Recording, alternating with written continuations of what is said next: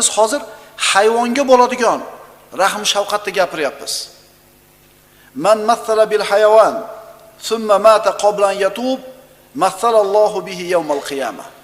Kim bir hayvonni musla qilsa, ya'ni tiriklayin kesib o'ynasa, quloqni kessa, oyog'ini kessa, musla qilsa va shu qilgan ishidan tavba qilmasdan o'lib ketadigan bo'lsa, noto'g'riligini tushunib, qilgan xatosini anglab, istig'for aytib, tavba qilib, Allohdan istig'for so'ramasdan o'lib ketsa shu ahvolda, qiyomat kuni mana shu qilgan ish uchun Alloh uni musla qiladi.